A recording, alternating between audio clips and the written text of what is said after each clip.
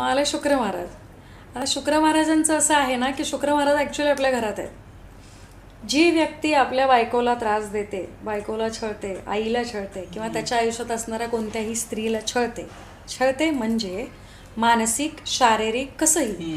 कसं असतं, बऱ्याचदा तुम्ही शारीरिक त्रास नाही जरी दिला तरी मानसिक टॉर्चर होत असतं काही ठिकाणी, काही पर्सेंटेज.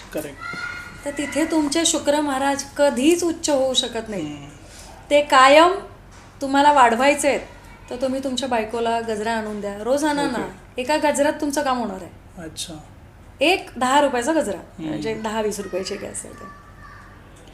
शुक्र महाराजांना स्ट्रॉंग करायचं असेल तर बायकोचा नितांत आदर करणं. कारण पहिली शुक्र तुमची ती आहे जर तुम्ही मॅरिड आहात. आणि जर अनमॅरिड आहात तर आई आणि बहीण.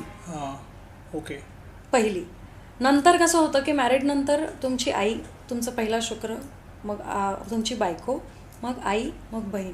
तर तुमच्या आयुष्यात येणाऱ्या प्रत्येक स्त्रीला तुम्ही नितांत आदराने वागवणं, तुमचा शुक्र मोठा होणार.